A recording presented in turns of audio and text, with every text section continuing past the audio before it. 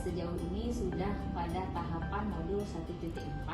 Jadi tugas kami untuk melakukan aksi nyata di modul 1.4 ini adalah mensosialisasikan tentang penerapan budaya positif di sekolah. Jadi saya Bapak berencana untuk berkoordinasi dengan Bapak terlebih dahulu. Saya meminta persetujuan dari Bapak. Jadi saya akan mensosialisasikan apa saja ilmu yang sudah saya dapatkan dalam modul budaya positif ini pada rekan-rekan sejawat guru-guru di SMA Negeri 1 Gandapura. Setelah teman-teman mengetahui apa ilmu tentang budaya positif, lalu saya juga nanti akan menerapkan kesepakatan kelas bersama dengan murid-murid di kelas, Bapak. Seperti itu. Gitu ya. Baik.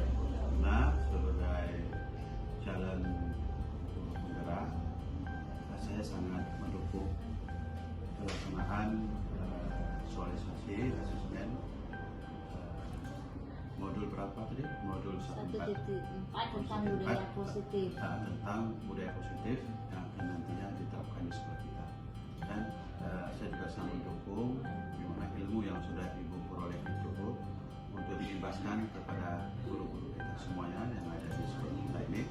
Dan kita harapkan ke depan penerapan budaya positif itu bisa terlaksana dengan baik di sekolah. Kalau dilaksanakan sesuai dengan rencana yang sudah dipersiapkan, saya sangat mendukung. Ya. Oke, baik, terima kasih Bapak. Ya, sama-sama.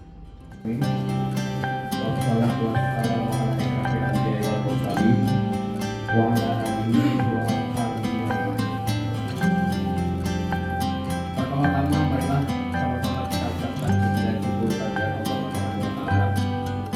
Karena Allah telah memberikan kesempatan kekuatan kepada kita sehingga pada hari ini kita sama-sama dapat berkumpul di ruang yang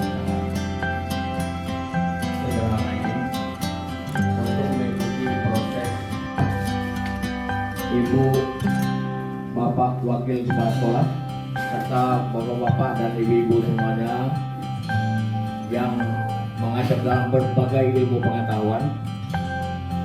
Dan pada kesempatan ini, sebelum kita memulai acara ini, untuk mendapatkan berkah daripada Allah Subhanahu wa taala, maka kita membaca Ummul Quran di dalam hati masing-masing. Kata sambutan yang disampaikan oleh Bapak Kepala Sekolah, dan kepada Bapak kami persilakan dengan segala hormat.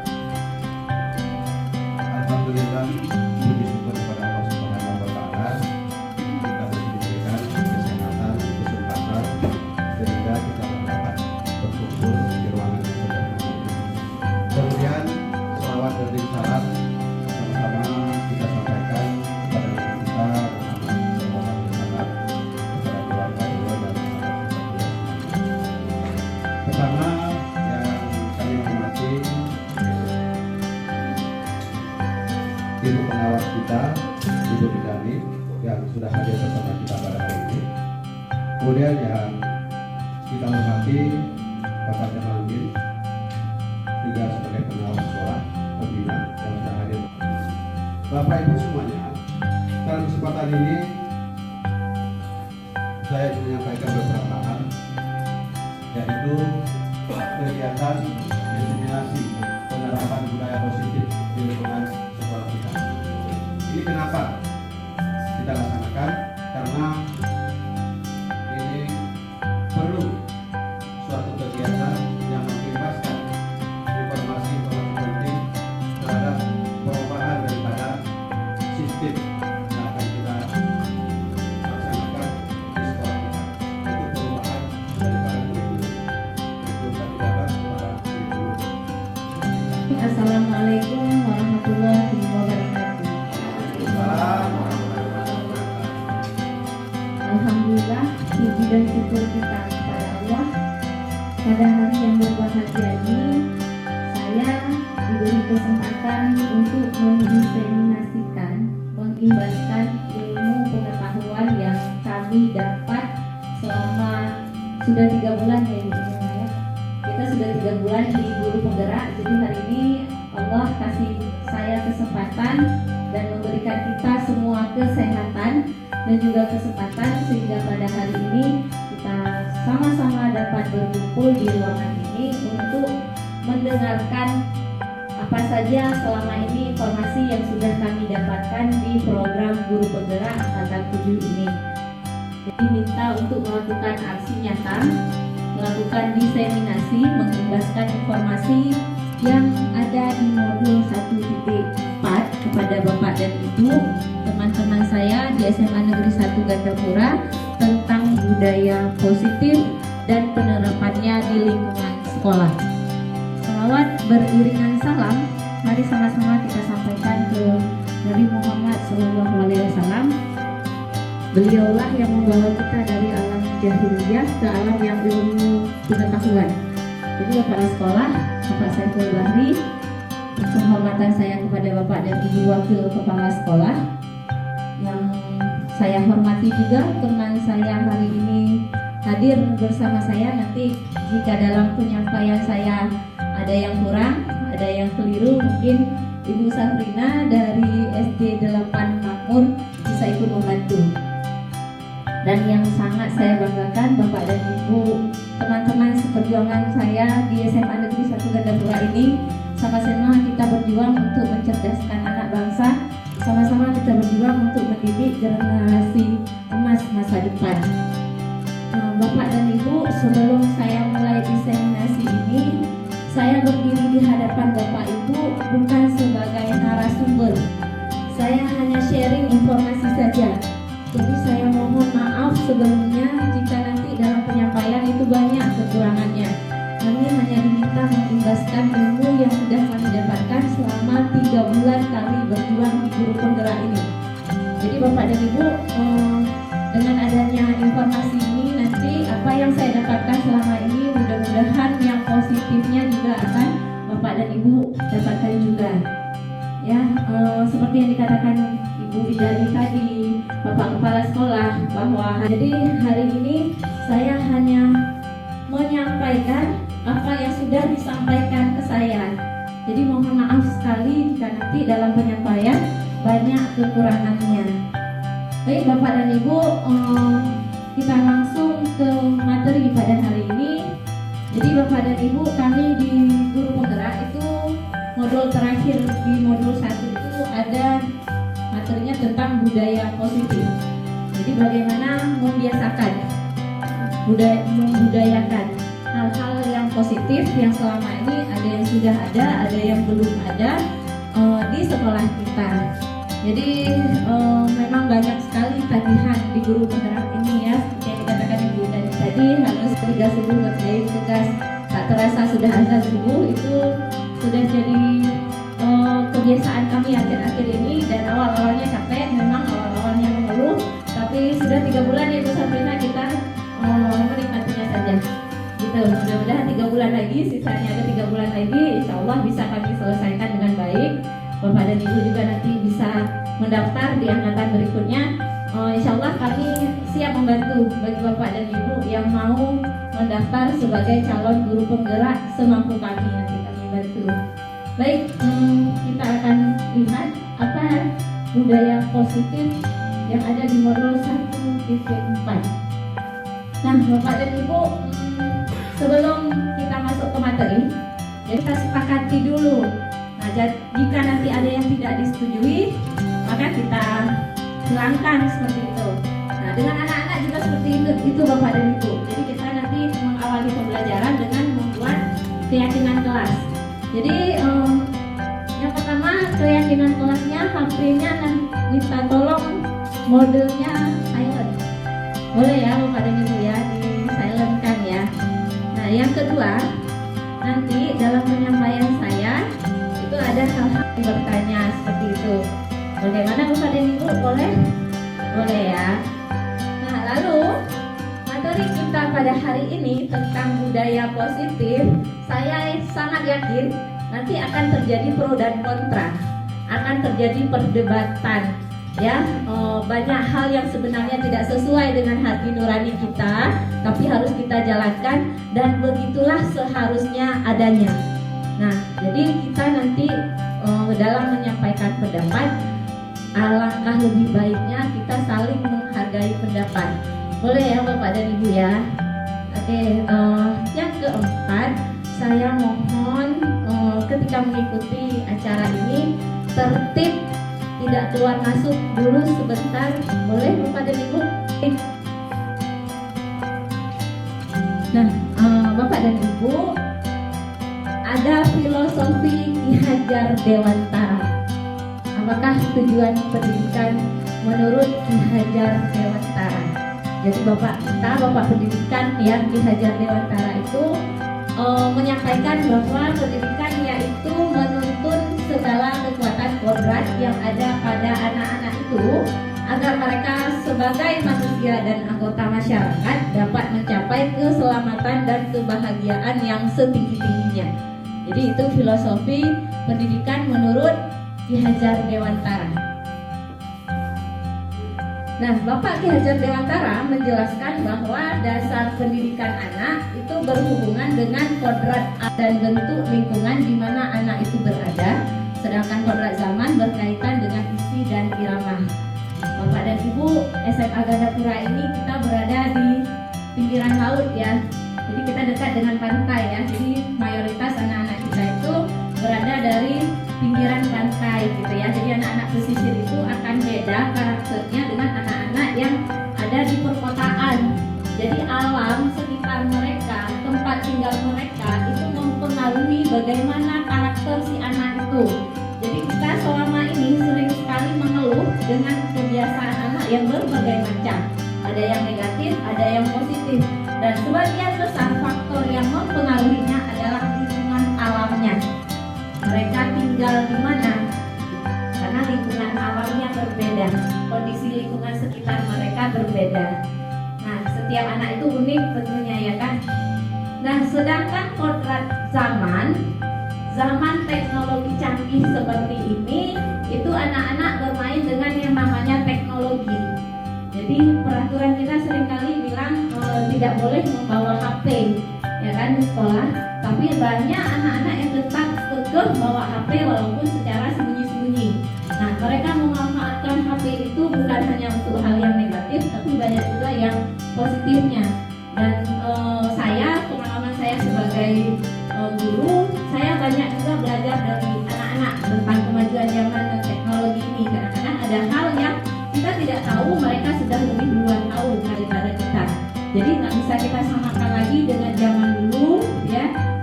Guru masuk bawa kayu, kalau ada anak yang bermasalah lempar pun hapus gitu kan. Nah itu nggak bisa lagi. Jadi zaman sekarang sudah banyak paradigma pendidikan yang berubah. Nah, Bapak dan Ibu, pendidikan itu dia sebagai tuntunan. Kita harus memahami bahwa pendidikan adalah proses menuntun. Seseorang guru harus bisa menjadi sosok yang dapat digugu dan ditiru. Nah, Bapak dan Ibu, hari ini tujuan diseminasinya adalah yang pertama, Bapak dan Ibu nanti diharapkan memahami pentingnya memfasilitasi seluruh individu di sekolah agar dapat meningkatkan kompetensinya secara aman dan nyaman. Yang kedua, saya nanti juga berharap Bapak dan Ibu bisa menggerakkan komunitas sekolah ini. Jadi sekolah kita ini pilar utamanya ada di kita. Kitalah guru ini yang menggerakkan komunitas sekolah untuk bersama-sama mengembangkan dan mewujudkan visi sekolah yang berpihak pada murid dan berlandaskan nilai-nilai kebajikan universal. Nah, itu tujuan yang kedua. Nah, yang ketiga, Bapak dan Ibu, nanti juga saya berharap bisa mendemonstrasikan pemahaman Bapak dan Ibu mengenai konsep budaya positif yang di dalamnya itu materi yang akan disampaikan adalah tentang perubahan paradigma, stimulus motivasi perilaku manusia, motivasi internal dan eksternal, keyakinan kelas, hukuman dan penghargaan, 5 kebutuhan dasar manusia, 5 posisi kontrol guru, dan segitiga retribusi. Jadi materi-materi itu diharapkan nanti menerapkan strategi disiplin positif yang memerdekakan murid untuk menciptakan ekosistem sekolah aman dan berpihak pada bersikap reflektif dan kritis terhadap budaya di sekolah dan senantiasa mengembangkannya sesuai kebutuhan sosial dan emosional murid. Kita keempat, tujuan ini tercapai dengan baik, alangkah aman dan damainya sekolah ini, Bapak Ibu. Tanggapannya, pandangannya, pendapatnya bagaimana? Yang pertama, hukuman dapat mendisiplinkan anak. Setuju atau tidak setuju? Jadi selama ini kita sering sekali berpikir kalau dihukum anaknya bakal disiplin, apakah setuju atau tidak, gitu ya. Yang kedua, pemberian hukuman dengan hal positif seperti membaca atau membersihkan halaman sekolah dapat meningkatkan disiplin anak. Setuju atau tidak setuju? Lalu yang ketiga, memberi penghargaan dapat meningkatkan motivasi belajar anak. Kasih hadiah ke anak ya, supaya setelah dia melakukan sesuatu memberikan hadiah, apakah itu dapat meningkatkan motivasi belajar anak. Jadi ini dia pertanyaan semantik, disimpan dulu, nanti saya sampaikan nanti. Ada disiplin positif dan nilai-nilai kebajikan universal, teori motivasi, hukuman dan penghargaan, dan juga restitusi, keyakinan kelas, kebutuhan dasar manusia dan dunia berkualitas, restitusi, 5 posisi kontrol, restitusi, studi bidang restitusi. Ini ada istilah baru ya, restitusi itu apa sih? Ya, nanti kita akan sama-sama. Kami juga di guru penggerak baru dapat ilmu baru juga bagi kami.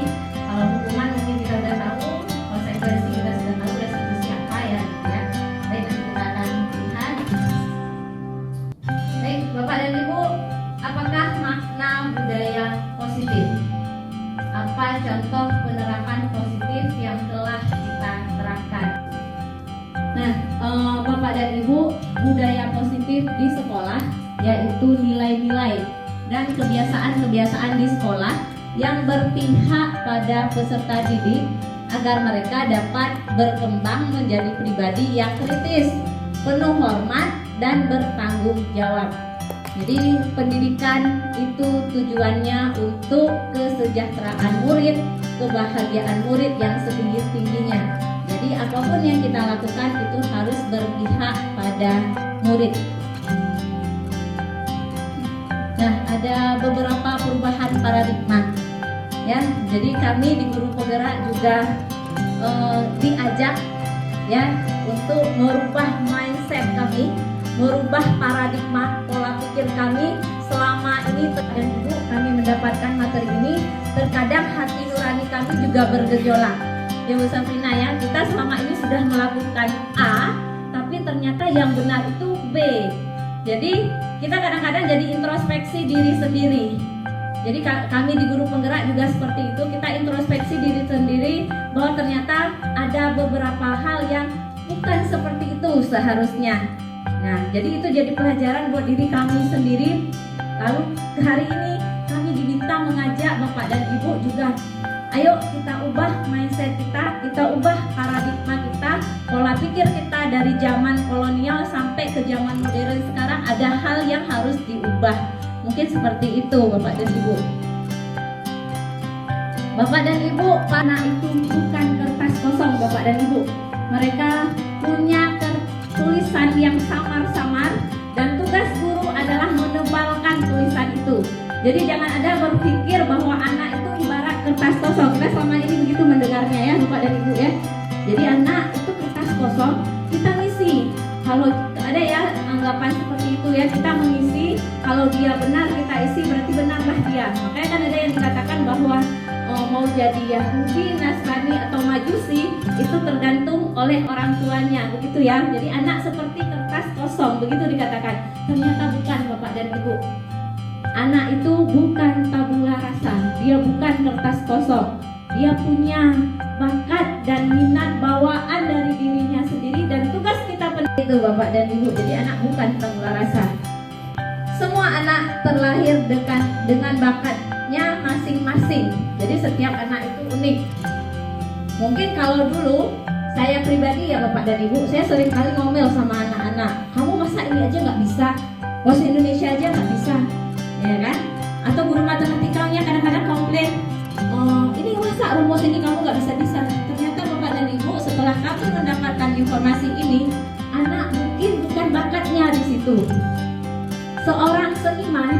Bapak dan Ibu, dia bukan calon dokter pastinya ya kan.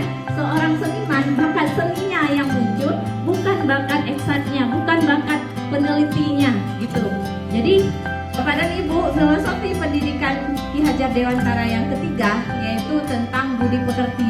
Jadi tujuan pendidikan itu adalah merubah budi pekerti yang awalnya tidak baik. Tugas kita pendidik adalah merubahnya untuk menjadi baik. Guru menuntun, bukan menuntut, seperti itu mungkin Bapak dan Ibu. Nah, tugas guru menuntun bakat tersebut agar anak tumbuh dengan selamat dan bahagia. Kita tetap kontrol mereka, tetap menjaga mereka, jangan sampai mereka terjerumus kepada hal-hal yang negatif. Apalagi dengan arus globalisasi saat ini, perkembangan teknologi yang sangat pesat saat ini, salah-salah anak kita bisa terjerumus dengan hal-hal yang negatif. Jadi ibarat petani, guru itu ibarat petani, anak ini ibarat biji jagung. Nah, apa maksudnya?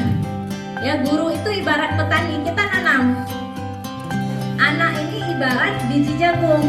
Jadi kalau yang kita tanam biji jagung, jangan berharap dia tumbuh jadi padi.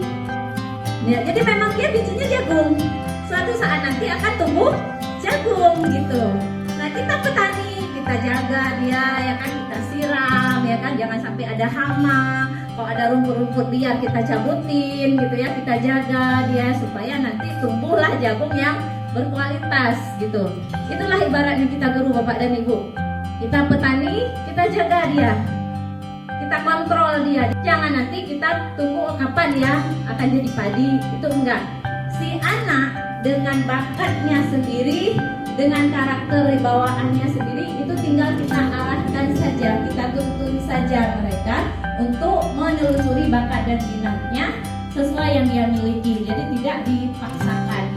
Jadi anak-anak seperti yang saya sampaikan tadi, contohnya di pelajaran saya tadi misalnya ya, dia public speakingnya memang nggak bisa gitu. Jadi saya nggak akan bisa paksa dia jadi penceramah, saya tidak bisa paksa dia jadi seorang yang memang public speakingnya bagus. Mungkin bakat dia justru jadi dokter gitu ya kan, atau bakat dia jadi ilmuwan nanti. Nah, ilmuwan tuh nggak perlu banyak ngomong dia ya kan. Nah, beda dengan jadi narator gitu. Bapak dan Ibu, pendidikan itu sesuai dengan kodrat alam dan kodrat zaman seperti yang saya sampaikan tadi. Lalu pendidikan ini harus berpihak pada anak. Itu dia filosofi pendidikan Ki Hajar Dewantara. Nah, ada perubahan paradigma. Yang pertama, untuk membangun budaya yang positif, sekolah perlu menyediakan lingkungan yang positif, aman, dan nyaman agar murid-murid mampu berpikir, bertindak, dan mencipta dengan merdeka, mandiri, dan bertanggung jawab. Saya rasa sekolah sudah cukup aman dan nyaman ya Bapak Kepala Sekolah ya. Lingkungan sekolah kita sudah kondusif, menyediakan kenyamanan, keamanan, semuanya kita merdeka ya kan. Nah, merdeka dalam arti terikat juga dengan aturan, bukan merdeka dalam artian sebebas-bebasnya boleh melakukan apa saja. Kita tetap terikat dengan beberapa peraturan. Nah, lazimnya disiplin itu dia dikaitkan dengan kontrol. Jadi anak yang disiplin ada kontrolnya, ada aturannya gitu kan. Dalam hal ini kontrol gurulah yang sangat berpengaruh untuk menghadapi murid. Begitu Bapak dan Ibu. Nah, berikut ini beberapa paparan dari Dr. William Glasser dalam kontrol teori untuk meluruskan miskonsepsi tentang kontrol. Jadi bisa sepenuhnya Bapak dan Ibu mengontrol mereka. Karena seperti yang kita katakan tadi, mereka juga punya keinginannya sendiri gitu ya kan. Hanya kita mengarahkan saja. Lalu yang kedua ada ilusi, miskonsepsi bahwa kritik dan membuat orang merasa bersalah dapat menguatkan karakter.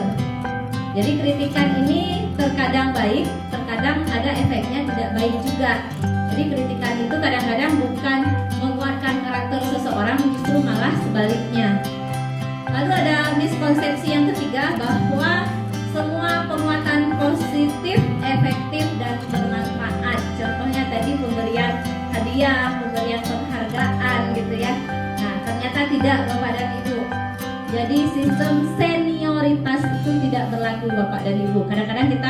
merasa lebih tua, ya merasa umurnya lebih di atas, lalu memaksa yang di bawah umurnya. Jadi guru misalnya memaksa muridnya, itu tidak ada. Jadi ternyata menurut William Glasser itu teori ilusi atau miskonsepsi, pemahaman yang salah gitu ya. Ini menurut Dr. William Glasser. Nah, Bapak dan Ibu, jika ada orang yang bertanya, bisakah kita mengontrol seseorang? Tergantung ya, tergantung caranya gitu ya. Bukan mengontrol dalam artian menguasai, bukan gitu ya. Nah, jadi ada dua Bapak dan Ibu. Ada teori stimulus respon namanya. Lalu ada juga teori kontrol. Itu teori stimulus respon. Tapi kalau teori kontrol dia berbicara lain. Kita berusaha memahami pandangan orang lain tentang dunia. Jadi setiap kita beda-beda ya. Setiap kita punya pandangan yang berbeda. Jadi beda nih, beda teori, beda konsepnya. Kalau teori stimulus respon, dia mencoba mengubah agar orang berpandangan sama dengan kita. Jadi kalau stimulus respon yang pertama, dia mencoba mengubah orang agar berpandangan sama dengan kita. Tapi kalau teori kontrol, kita berusaha memahami pandangan orang lain tentang dunia. Nah, kalau stimulus respon, perilaku buruk itu dilihat sebagai suatu kesalahan. Teori kontrol, dia berpandangan berbeda. Semua perilaku itu memiliki tujuannya. Jadi berperilaku salah tadi juga ada tujuannya gitu ya. Nah, stimulus respon mengatakan bahwa orang lain bisa mengontrol saya. Tapi kalau teori kontrol mengatakan hanya Anda yang bisa mengontrol diri Anda sendiri. Jadi beda ya, beda teori, beda pakarnya, beda konsepnya. Nah, kalau stimulus respon, saya bisa mengontrol orang lain. Nah, teori kontrol berkata Anda tidak bisa mengontrol orang lain. Nah, stimulus respon mengatakan bahwa pemaksaan ada pada saat bujukan gagal. Kita mau bujuk-bujuk anaknya nggak bisa, nggak mau, dia nggak dengar. Sedangkan teori kontrol, kolaborasi dan kesepakatan menciptakan pilihan-pilihan baru. Jadi beda Bapak dan Ibu. Nah, stimulus respon mengatakan ada model berpikir menang kalah. Jadi ada yang menang, ada yang kalah. Sedangkan teori kontrol, model berpikirnya menang. Jadi nggak ada yang kalah. Jadi apapun pilihannya, apapun situasinya tetap menang. Jadi ini beda teori kontrol dengan stimulus respon. Begitu Bapak dan Ibu perubahan paradigma tentang stimulus respon dan teori kontrol yang kami pelajari. Nah, berikutnya, apa makna disiplin? Ya, selama ini kita kan sudah sering mendengar kata disiplin. Kata disiplin juga sering dihubungkan dengan hukuman. Padahal itu sungguh berbeda. Karena belajar dengan disiplin tidak harus dengan memberi hukuman. Justru itu adalah salah satu alternatif terakhir. Dan kalau perlu tidak digunakan sama sekali. Nah, itu dia Bapak dan Ibu, pengertian dari disiplin. Nah, Ki Hajar Dewantara mengatakan bahwa untuk mencapai kemerdekaan atau dalam konteks pendidikan kita saat ini dan untuk menciptakan murid yang merdeka, syarat utamanya adalah harus ada disiplin yang kuat. Nah, disiplin yang dimaksud adalah disiplin diri yang memiliki motivasi internal. Jadi kita memerlukan pihak lain untuk mendisiplinkan kita. Jadi bagi siswa nanti yang tidak memiliki disiplin dari dirinya, maka dia harus memerlukan bantuan orang lain. Oke. Nah, Bapak dan Ibu, ada teori motivasi perilaku manusia.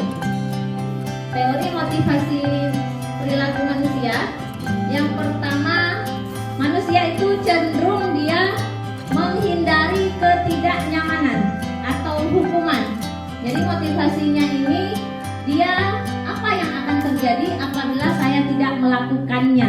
Jadi manusia ini cenderung bertanya, apa yang akan terjadi apabila saya tidak melakukannya. Disebut motivasi eksternal. Nah, yang kedua kedua, perilaku manusia itu cenderung melakukan sesuatu untuk mendapatkan imbalan dari orang lain atau institusi, mendapat penghargaan dari kepala sekolah misalnya, ya kan? Jadi pertanyaannya, apa yang akan saya dapatkan apabila saya melakukannya? Ini juga motivasinya eksternal. Jadi ada pihak lain, ada yang diharapkan, bukan dari dalam dirinya sendiri. Nah, yang ketiga, perilaku manusia ini cenderung untuk menghargai diri sendiri, menjadi insan sesuai harapan kita. Pertanyaannya adalah, saya akan menjadi orang yang seperti apa bila saya melakukannya?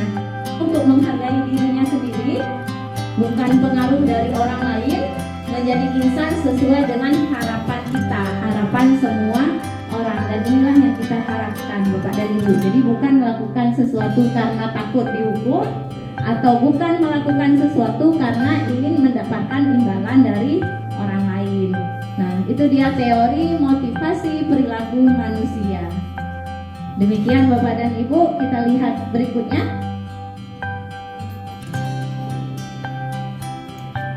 Nah, Bapak dan Ibu, jadi ini dia alurnya ya.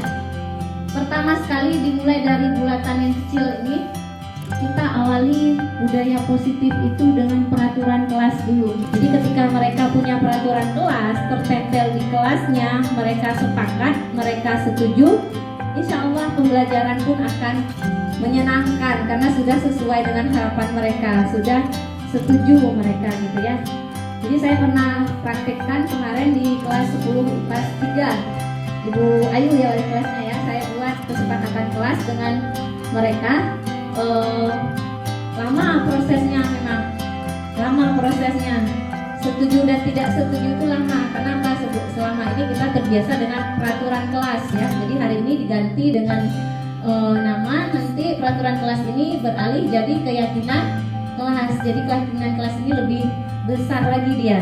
Nah, setelah adanya keyakinan kecil ini dari kelas 10 IPS 1 sampai dengan 12 IPS 2 ya kan, yang kecil-kecil ini jadi besar keyakinan kelas dia, lalu jadi lingkungan yang positif, dan terakhir SMA Negeri 1 Gandapura mendapatkan tujuan yang mulia, yaitu budaya positif. Kebiasaannya dimulai dari yang kecil-kecil ini, dari setiap kelas. Jadi nanti Bapak dan Ibu kita masuk ke kelas, kita buat dulu dengan mereka kesepakatan kelasnya seperti apa. Setelah itu ada peraturan kelas, baru muncul keyakinan kelas. Jadi pada akhirnya tujuan kita adalah harus ada budaya positif. Jadi mengapa tidak peraturan saja? Mengapa harus keyakinan kelas? Selama ini kita kan terbiasa dengan peraturan ya. Jadi nanti ditempel di dindingnya, di kelas 10 ada beberapa kelas sudah tempel di dindingnya itu ya peraturan kelasnya. Nah, itu kesepakatan mereka. Nah, mengapa kita memiliki peraturan harus menggunakan helm bila mengendarai kendaraan roda 2? Itu peraturan. Ya, kalau pakai helm itu namanya peraturan. Senang nggak senang, mau nggak mau harus pakai helm. Kalau nggak pakai helm ditangkap polisi, gitu ya kan? Nah, ini namanya peraturan Bapak dan Ibu. Lalu ada juga peraturan ya ketika masa COVID. Mengapa kita memiliki peraturan 3M? Menggunakan masker, mencuci tangan, menjaga jarak, gitu ya kan? Ini pada saat mengikuti pelatihan. Misalnya mengikuti pelatihan nggak boleh telat, gitu ya kan? Harus datang tepat waktu.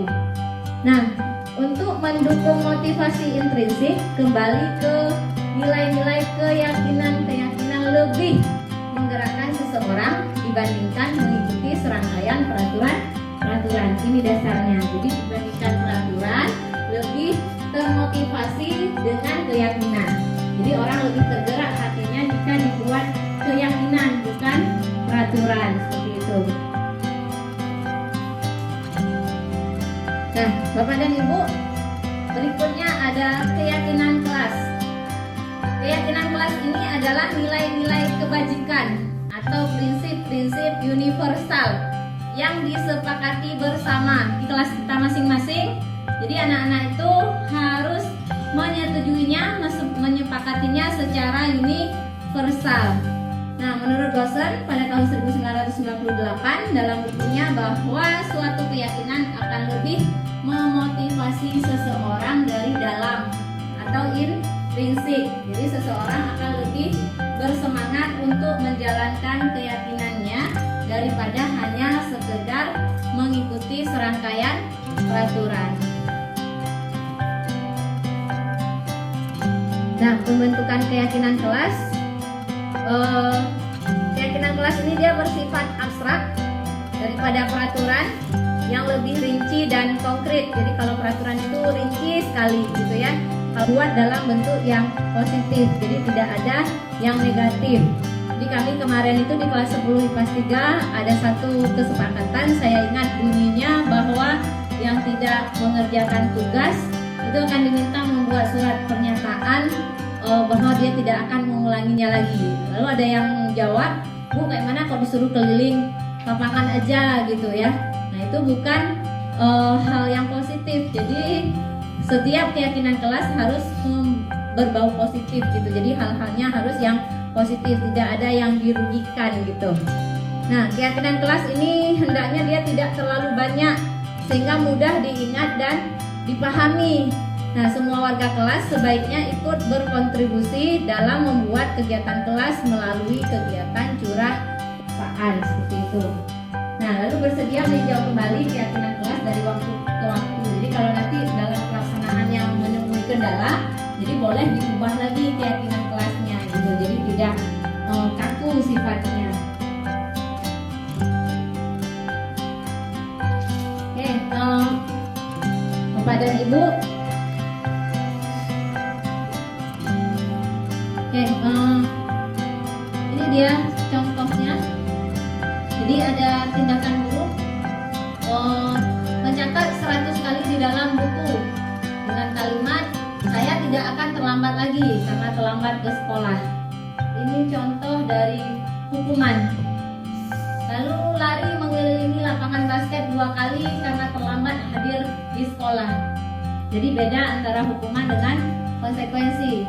Nah, membersihkan tumpahan air di meja tulis karena tersenggol pada saat belajar itu juga konsekuensi. Jadi kalau hukuman, anak itu walaupun dia tidak bersedia tetap harus melakukannya. Tapi kalau konsekuensi, dia sadar atas perbuatannya, dia harus menanggung akibatnya gitu ya. Jadi beda antara hukuman dengan konsekuensi.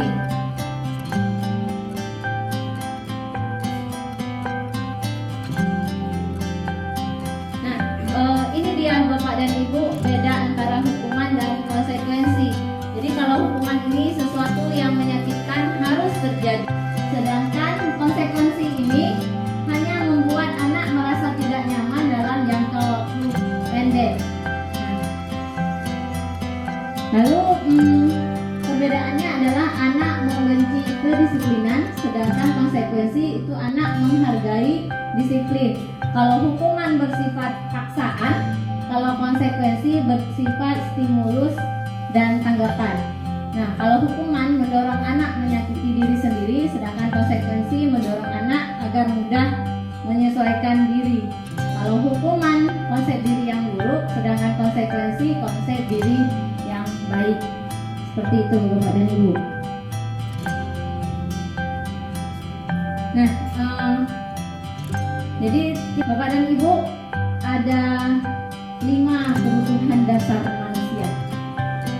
Jika 5 kebutuhan dasar manusia ini tidak terpenuhi, maka akan terjadi kekacauan.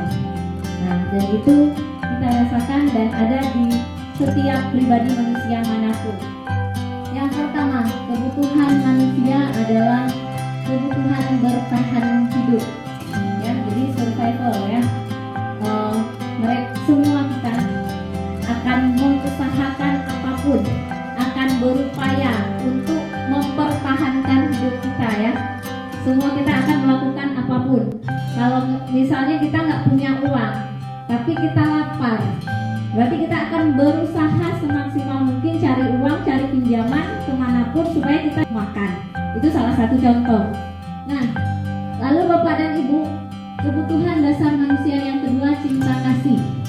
Semua kita mau dicintai, mau dikasihi,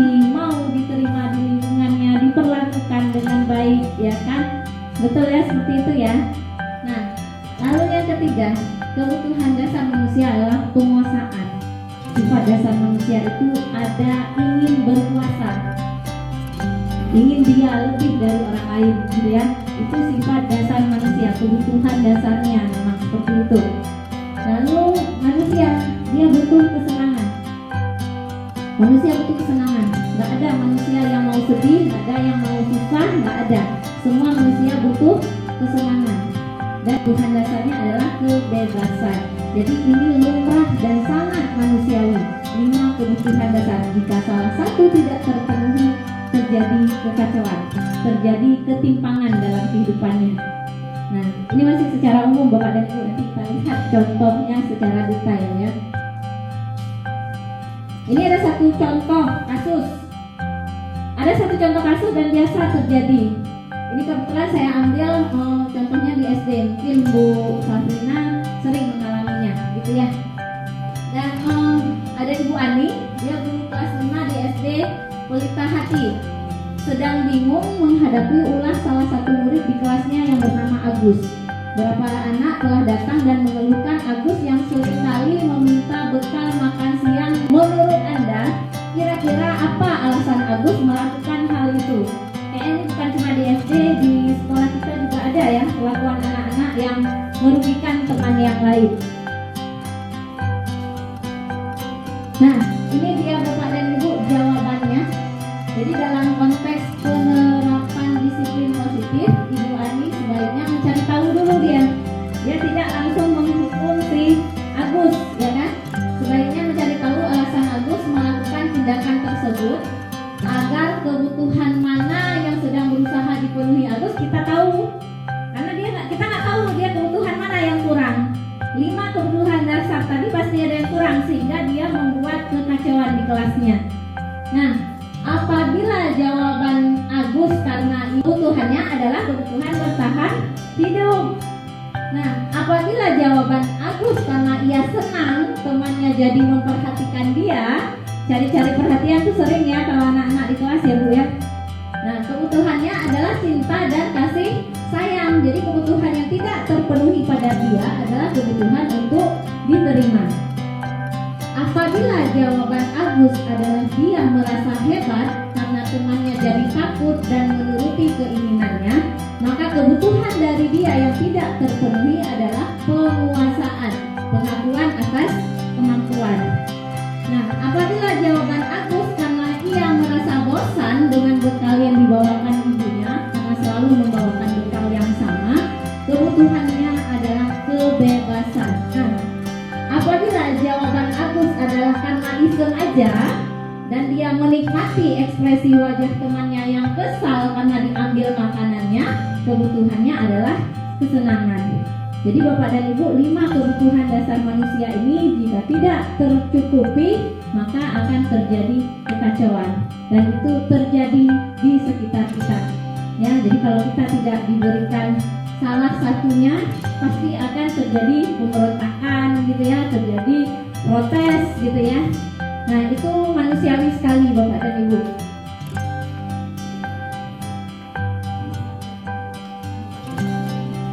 Harus kita ketahui adalah restitusi. Jadi restitusi ini adalah proses menciptakan kondisi bagi murid untuk memperbaiki kesalahan mereka sehingga mereka bisa kembali pada kelompok mereka dengan karakter yang lebih kuat. Bapak dan Ibu, kita sebagai guru diharapkan tidak lagi memberikan hukuman, tidak lagi memberikan konsekuensi, tapi diberikan bagi murid yang tidak disiplin adalah restitusi. Apa itu restitusi? Kita lihat nanti ada contohnya juga ya. Nah, Bapak dan Ibu, 9 ciri-ciri restitusi. Jadi restitusi yang pertama itu bukan untuk menebus kesalahan, namun untuk balaran, bukan paksaan. Yang keempat, restitusi menuntun untuk melihat ke dalam diri. Yang kelima, restitusi mencari kebutuhan dasar yang mendasari tindakan seperti yang tadi. Jadi kita cari tahu dulu kebutuhan mana dari murid tersebut yang tidak terpenuhi. Restitusi diri adalah cara yang paling baik untuk memperbaiki diri. Restitusi fokus pada karakter. Jadi karakter siswa itu apa yang ingin kita harapkan, bukan tindakannya.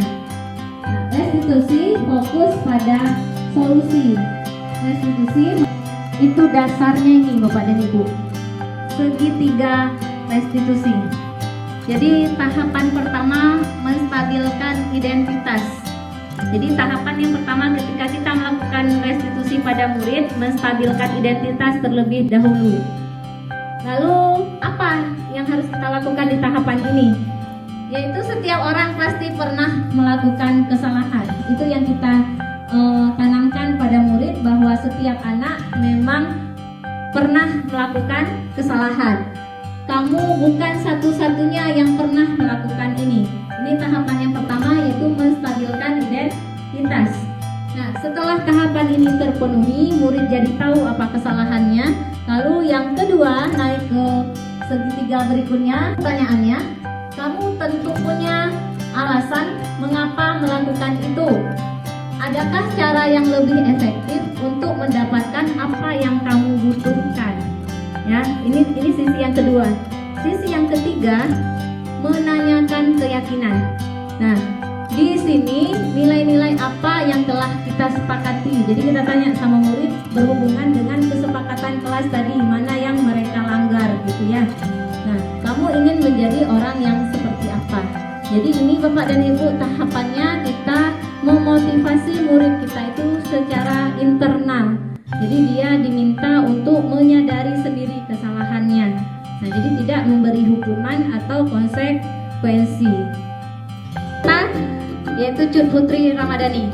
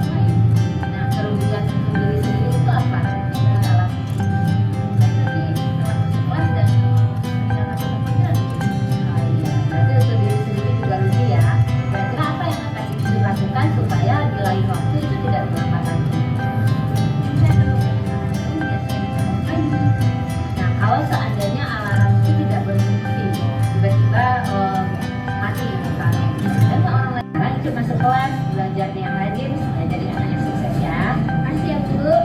Makasih. Assalamualaikum warahmatullahi wabarakatuh. Perkenalkan, nama saya Cipta Ramadhani. Saya dari kelas 12 IPA 2. Saya adalah murid bimbingan dari Ibu Husina Fitriani. Nah, perasaan saya sangat senang merasa dihargai, diperlakukan dengan baik walaupun saya melakukan kesalahan, tetapi Ibu Husina Fitriani sangat menghargai saya. Ibu Husina Fitriani berusaha menerapkan budaya disiplin positif dengan praktik segitiga restitusi yang dapat memotivasi murid dari dalam dirinya dan melakukan hal positif tanpa adanya paksaan. Sekian, terima kasih. Assalamualaikum warahmatullahi wabarakatuh.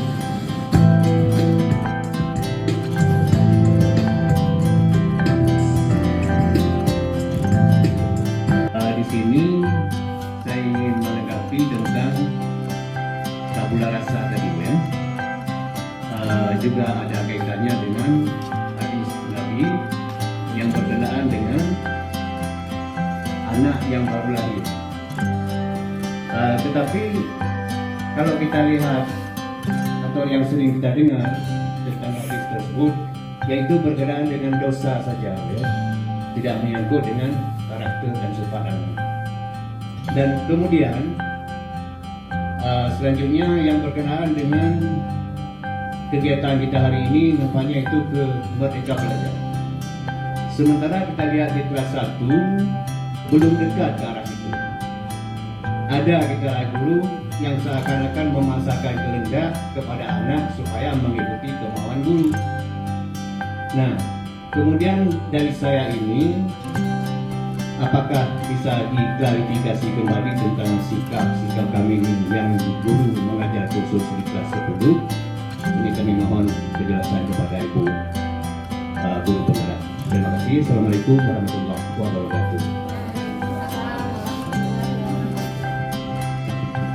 Baik, terima kasih Bapak Rajali atas tanggapannya. Bagus sekali ya tanggapan dari Pak Rajali tadi tentang tabula rasa, bahwa anak itu bukan kertas kosong. Jadi kalau diibaratkan kertas kosong, dia tidak kosong Bapak dan Ibu. Kertas tersebut ada tulisan tapi masih samar-samar, dan tugas kita gurulah untuk menebalkan tulisan tersebut. Yang baik ditebalkan, yang buruk dihapus. Nah, mungkin seperti itu Bapak Rajali ya, hadis Nabi juga seperti itu. Nah, Bapak dan Ibu, yang saya paparkan hari ini memang sangat erat hubungannya dengan Merdeka Belajar. Jadi pendidikan berpihak pada murid. Malah kalau kata Ki Hajar Dewantara itu menghamba pada murid. Artinya apa? Kita bukan menghamba dalam artian kita harus tunduk pada mereka, bukan. Tapi dengan cara-cara tadi, cara-cara restitusi tadi, nah itu tidak perlu lagi kita beri hukuman. Memang semua kita selama ini mungkin ya sebagian besar Bapak dan Ibu, kita melakukan hukuman beranggap kalau anak dihukum maka dia akan disiplin. Ternyata kita salah Bapak dan Ibu. Jadi untuk merubah balik paradigma yang selama ini salah mungkin tidak mudah, butuh waktu yang lama. Nanti spontanitas kita untuk marah itu ada, ya kan? Jadi di guru penggerak ini juga disampaikan seperti itu, budaya positif ini butuh jangka waktu yang panjang, tidak instan, tidak semudah membalikkan telapak tangan. Jadi hari ini yang saya sampaikan, setidaknya kita yang hadir di sini punya niat yang tulus, punya keyakinan yang tulus untuk mewujudkan disiplin positif ke anak-anak kita beberapa tahun yang akan datang. Mungkin seperti itu. Jadi tidak instan. Memang Bapak Rajali bukan hanya di kelas 10, sebenarnya Merdeka Belajar ini secara umum di kelas 11 dan 12 juga seperti itu. Kesepakatan kelas juga kita buat di setiap kelas, bukan hanya kelas 10 saja. Jadi apa yang menjadi materi hari ini itu berlaku secara universal, secara umum. Mungkin seperti itu. Baik Bapak dan Ibu, ada lagi yang ingin menanggapi dari ibu-ibu kita? Mungkin ada. Silahkan Bapak dan Ibu, kita sharing di sini ya. Sama-sama baru tahu, sama-sama ingin memperbaiki diri. Jadi ini juga ilmu baru kami dapatkan dari program Guru Penggerak. Hari ini kita sharing kepada teman-teman di SMA Negeri 1 Gandapura. Ada lagi Bapak dan Ibu? Terima kasih atas kesempatan yang diberikan. Pada kesempatan ini saya ingin menanggapi masalah siswa-siswa kita yang sering ataupun yang orang yang selalu terlambat datang ke sekolah. Kalau di jam pertama kita buat T terus anak terlambat. Jadi yang menjadi masalah, bagaimana cara kita mengatasi anak tersebut dengan sistem kita belajar sekarang? Itu yang menjadi pertanyaan saya. Kemudian satu lagi, ada siswa kita yang memang datang ke sekolah hanya untuk datang ke sekolah aja, bukan untuk belajar. Jadi terima kasih. Assalamualaikum warahmatullahi wabarakatuh. Terima kasih Bu Fatma. Bagus sekali pertanyaannya dan memang itu yang kita hadapi ya, kendala yang kita hadapi anak terlambat. Oke, contoh video saya tadi itu salah satunya sebagai tugas juga kami di Guru Penggerak diminta untuk membuat video berisi pelanggaran yang sering terjadi di sekolah. Makanya yang saya pilih terlambat salah satunya gitu ya kan. Nah, ini menurut teori ya Bu Fatma ya. Berarti ketika dia terlambat itu ada 5 kebutuhan dasar manusia tadi yang tidak terpenuhi. Jadi seperti contoh kasus tadi, mungkin kok saya boleh kembali ke slide tadi ya. Mana tadi slide-nya? Nah, ini dia. Jadi ketika anak terlambat, kita sebagai guru panggil dia ya secara individual. Ini udah sering kali gitu, terlambat gitu ya. Secara individual kita panggil dia, kita tanyakan kepada dia kebutuhan dasar mana dia yang tidak terpenuhi. Mungkin kayak kasus kelas Pak Julfo Adi hari itu ya, yang ada si Rahmi, betul ya Rahmi ya. Rahmi yang jarang ke sekolah, kalau sekolah dia pun terlambat, ternyata dia tidak punya kendaraan. Dan jarak tempuh ke sekolah itu sampai berapa kilometer kemarin itu 10 ya berapa? Ada 10 kilometer kalau nggak salah Pak Julfo Adi sampaikan kepada kami. Jadi di Rahmi itu kan punya adik juga ternyata di kelas 10 dan kasusnya sama. Dia selalu terlambat, orang-orang itu terus yang terlambat. Jadi selain terlambat dia juga jarang sekali hadir ke sekolah. Jadi hari ini dia hadir, besok dia libur. Nah, ketika saya tanyakan kepada teman-temannya, ternyata dia tidak punya kendaraan untuk ke sekolah. Jadi kalau hari ini dia berjalan kaki ke sekolah, pastinya dia sampai ke sekolah terlambat. Padahal dari rumah dia sudah datang cepat, gitu ya. Nah, sampai di sekolah dia udah sakit kaki itu karena dia harus berjalan kaki ke sekolah. Dia pulang lagi, tambah sakit kaki lagi, dan besoknya dia istirahat. Nah, memang anak ini kalau dari segi motivasi belajar juga agak kurang sih sebenarnya gitu ya. Jadi mungkin alasan itu dia besar-besarkan lagi. Jadi kalau menurut dari teori ini Bu Fatma, berarti ada 5 kebutuhan dasarnya yang tidak terpenuhi. Jadi tugas kita guru adalah menanyakan. Ya, jadi menanyakan seperti yang di video tadi juga contoh penerapan segitiga restitusi. Jadi kita tanyakan anaknya, dia minta untuk kita minta untuk dia menyadari kesalahannya itu seperti apa gitu ya. Lalu bagaimana solusi dari dia, bukan dari kita gitu. Solusi dari dia untuk tidak terlambat lagi. Sampai tadi contohnya minta orang tuanya untuk membangunkan gitu atau membunyikan alarm. Jadi seperti itu Bu Fatma. Itu secara teorinya memang seperti itu. Tapi Bapak dan Ibu, praktik di lapangan tidaklah semudah ucapan hari ini. Kita mengalami kendala yang luar biasa ya. Praktiknya bukan nggak pahit juga Bu Fatma, tapi harus jatuh bangun kita menerapkannya supaya tujuan kita hari ini tercapai. Baik Bapak dan Ibu, ada lagi? Ada lagi, mungkin satu orang lagi ya.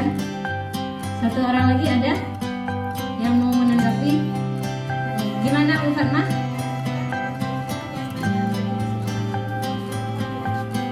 Oh, datang rajin ke sekolah bukan untuk belajar, berarti dia tuh kesenangannya kurang tuh unsurnya ya kan, seperti yang tadi dicontoh bekal makanan tadi ya. Bekal makanan tadi ada yang suka dia gitu melihat ekspresi temannya, berarti tujuan dia datang ke sekolah untuk memenuhi salah satu kebutuhan dasarnya yaitu kesenangan. Jadi mungkin kalau di rumah dia tidak senang gitu ya kan. Kebutuhan dasar kesenangannya kurang, itu memang kemauan belajarnya kurang. Dia dia maunya happy aja gitu, jangan dipaksa-paksa, jangan disuruh-suruh belajar. Berarti kebutuhan dia akan kesenangan ini yang tidak terpenuhi. Jadi waktu kami ikut sosialisasi juga, waktu itu kita ikut kelas virtual ya Bu Sabrina ya, ada fasilitator kami juga menyampaikan bahwa contohnya sangat seperti itu. Jadi kami disajikan kasus juga seperti itu, harus bisa menjawab bagaimana kalau anak hanya datang sekolah senang-senang, apa yang dilakukan gurunya. Jadi gurunya diminta untuk menciptakan metode belajar yang lebih efektif supaya anaknya merasa tertarik dengan metode belajar itu, sehingga yang tadinya dia tidak punya keinginan untuk belajar jadi yakin untuk belajar. Mungkin seperti itu. Nanti di Gandapura ada calon guru penggerak juga di angkatan berikutnya. Oke, silakan Pak Tengah. Ini saja ya.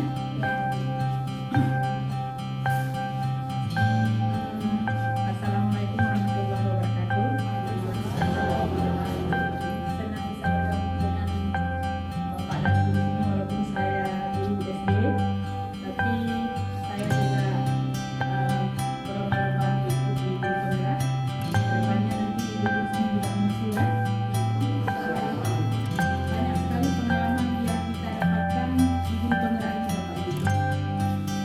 Dulu ketika kita belum mengikuti pendidikan ini, rasanya semua yang kita lakukan itu benar.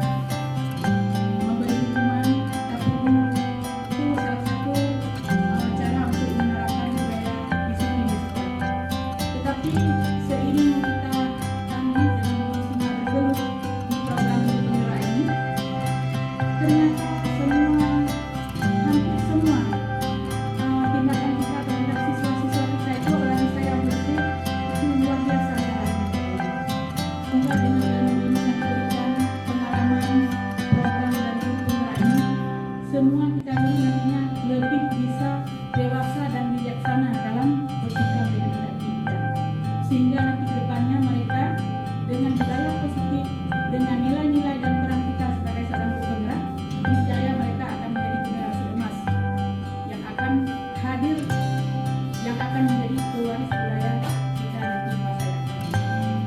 Itu saja dari saya. Assalamualaikum warahmatullahi wabarakatuh. Terima kasih Ibu Sabrina. Jadi Bapak dan Ibu, ini teman perjuangan saya di guru penggerak ini. Kami sama-sama berjuang, begadang ya, mudah-mudahan nanti segala tugasnya terpenuhi.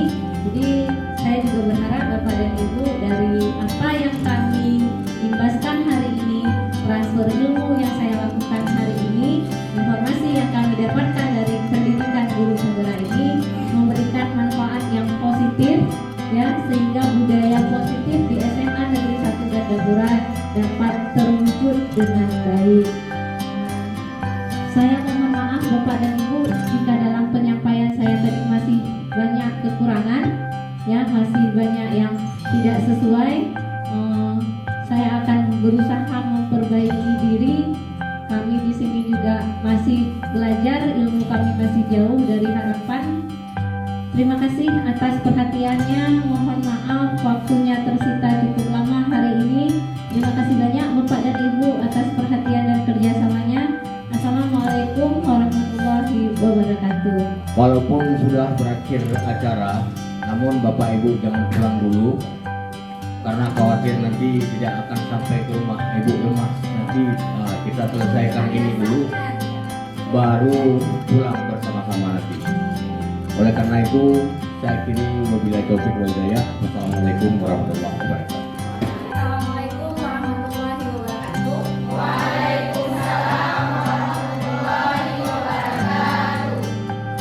Ibu sekalian, pada hari ini kita akan membuka keyakinan kelas.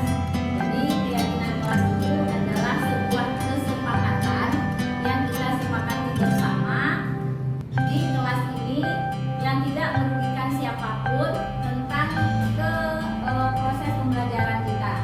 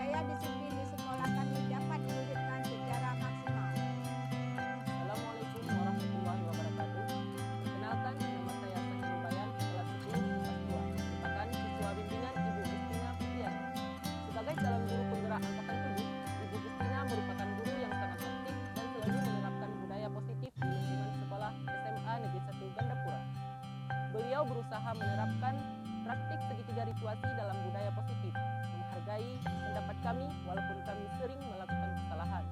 Semoga budaya positif di sekolah kami dapat berjalan maksimal. Assalamualaikum warahmatullahi wabarakatuh.